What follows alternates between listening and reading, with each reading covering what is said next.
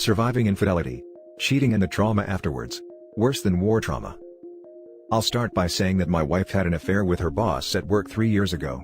I remember the day down to the second when I found out what was happening. With that said, I will also add that I am a combat veteran with 19 years of service and 6+ years in combat zones.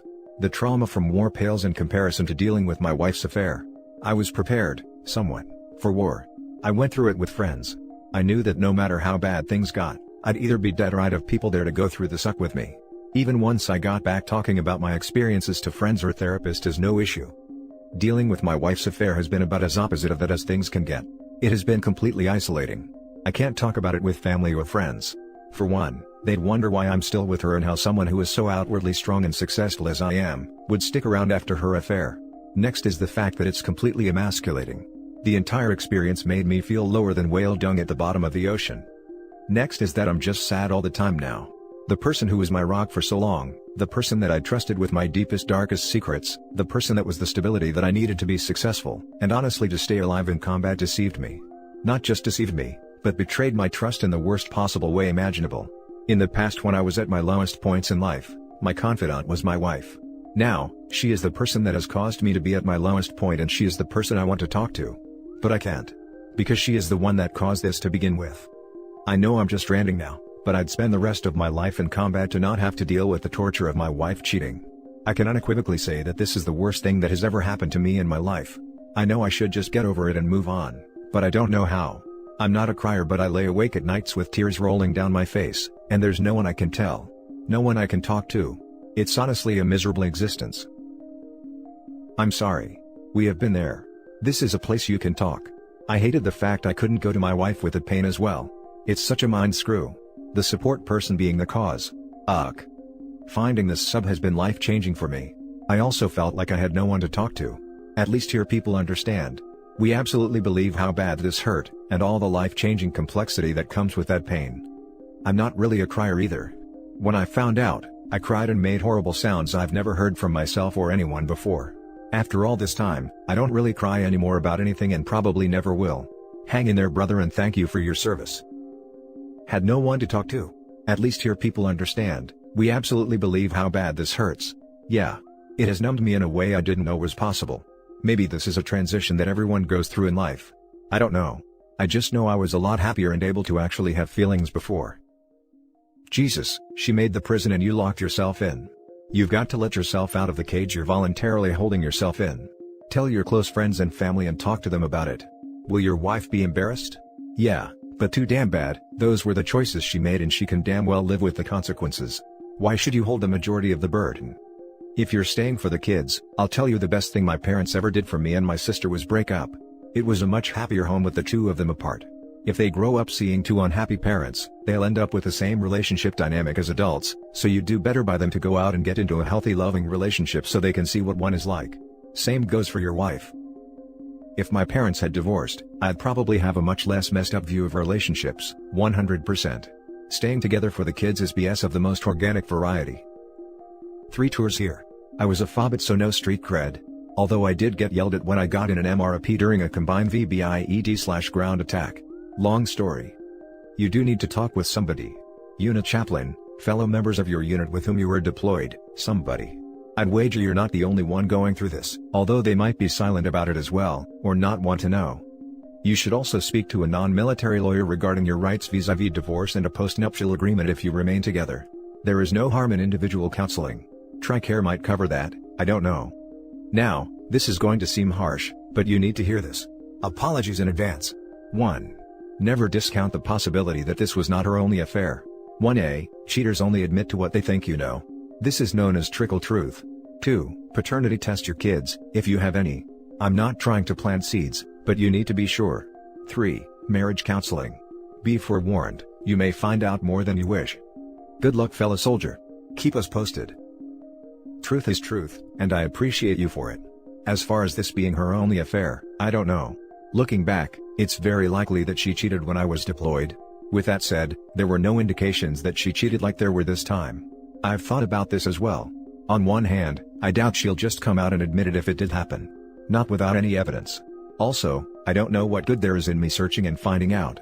I guess I want to look forward and to make sure it doesn't happen again. If it does happen again, well then our relationship is done. As far as our kids, I'm certain they are mine. Just type the below elsewhere, so just pasting here. I did counseling when I first found out, but that's it. I tried 2 different counselors and they were both very religious, of which I am not, so their approach and their recommendations about prayer didn't work for me. 2. I don't want to admit to my wife that this is still an issue. Don't want her to know how damaged I am, and how much pain I am still in 3 years later. Before the affair I would have told her that I had an issue that I needed help with, and that I thought I needed counseling. Now, I can't trust her with something so deep and personal. Now for the next story. Have any betrayed men stayed and been able to reconcile? I don't think I can do it. It's been 2.5 years since my 43 male wife, 43 female, had an affair. To say it was a surprise would be an understatement. I spent the first 6 to 12 months in a state of shock and disbelief. I tried to fix what happened, but what's done can't be undone. I have tried and she has tried, but the pain won't go away. It's a pain that is hard to describe. I've only experienced it once in my life, but it's been constant for 2.5 years. Nothing has felt the same since. Not holidays, birthdays, vacations. It's all been different. My vision of the future is blurry. That vision helped me push through difficult times. We have 3 kids and a life that we spent 20 years building. So, I decided I'd try to reconcile with her. That's what she wanted and she said was willing to do whatever it took to repair our marriage, or so she said at the time. Instead of feeling better, the pain and resentment have gotten worse with time. I'm afraid I have to remove myself from the situation if I want to heal. Are there any men on here that have successfully reconciled after their wife had an affair? I am beginning to think I'm not capable of getting past this, but I wonder if it's just me. I am asking about men because our society seems to have different views on affairs based on who cheats on who.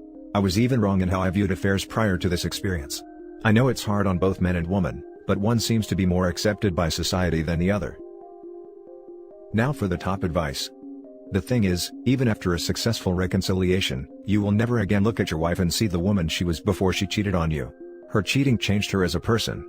You learned the hard way what your wife is capable of and are trying to love, trust and respect this new woman that she has become. Some people can do that, others not.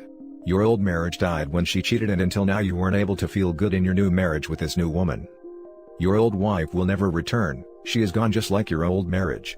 That is the reason why I never tried to get back together with my ex. She was no longer the woman I once fell in love with. I didn't want to live a life where I would always be afraid that she would do the same again. In theory, reconciliation is possible, but if you do it to get your old marriage back, then it won't work out. Reconciliation means to accept that your old marriage is dead and to build a new one. Stay strong. Thank you. It is hard to accept. I have an attorney and divorce looks bad for me given that she was a stay-at-home mom for the past 12 years. That sucks. The only thing I can tell you there is, that no money is worth it to stay unhappy. Sorry that you are in this situation. I hope this helps. I tried to fix what happened, but what's done can't be undone. Shouldn't that be she tried to fix what happened? Or at a minimum, we tried to fix what happened? But you're right, you can't go back in time and have your wife not spread her legs for another man. She made the choice to do so, hence why she needs to fix your marriage. That's what she wanted and she said was willing to do whatever it took to repair our marriage, or so she said at the time. What do you want? Also, what has she done to repair your marriage? The last phrase sounds as if she is not fulfilling her end of the repair bargain. I am beginning to think I'm not capable of getting past this, but I wonder if it's just me. It is not just you. She broke your marriage. She betrayed her vows. She made the choice, multiple times, to betray you, your kids, your marriage. Other men feel the same. You are not alone in your feelings, nor are you wrong to feel the way you do. Because our society seems to have different views on affairs based on who cheats on who. Our society has a lot of double standards. 1.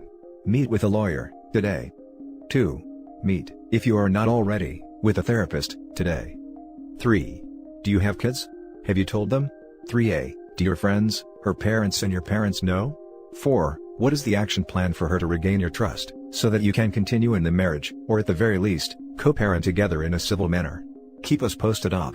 Feel free to reach out, either for support, or to ask questions.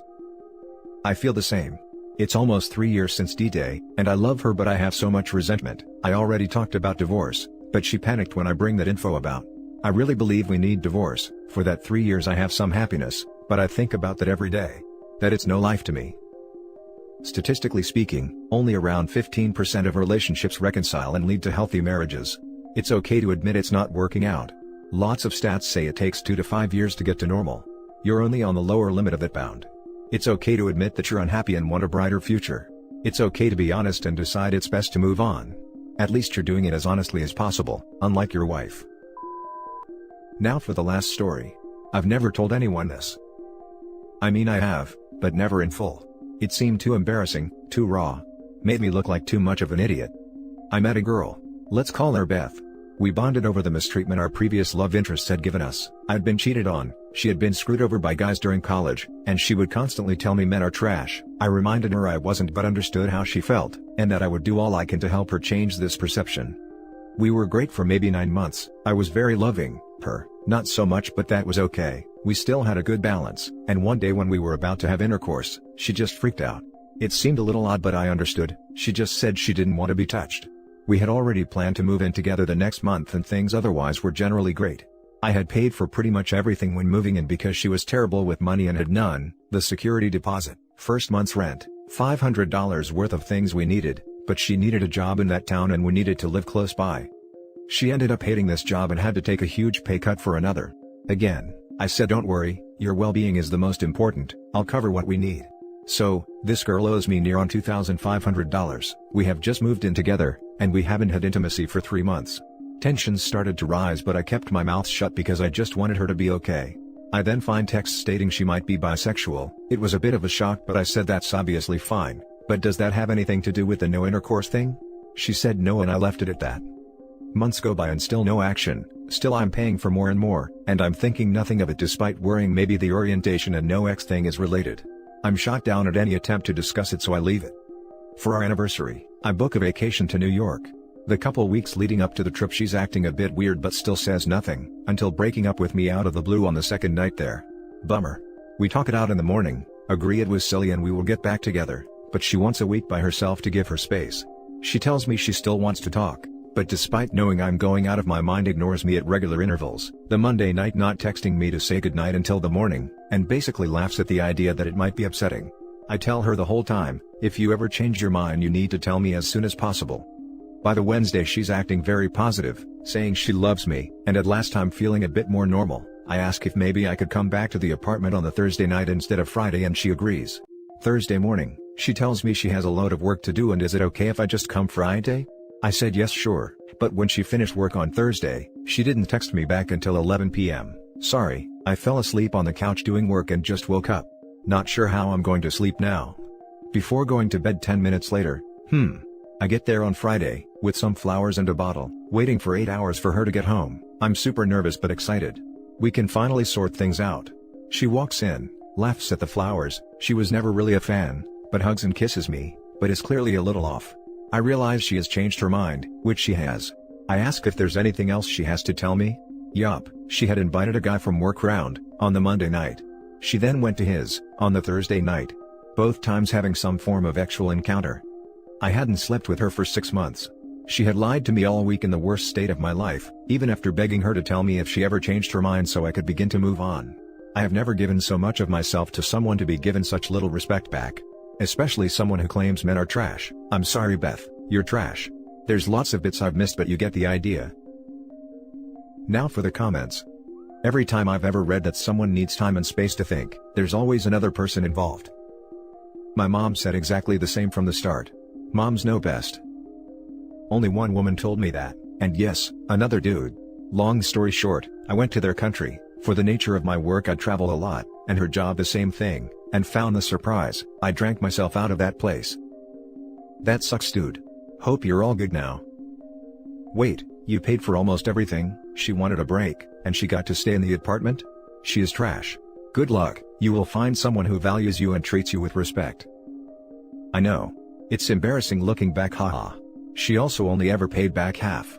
I'm with a great girl now, makes talking about the whole thing almost satisfying rather than painful now. There were so many red flags right from the start.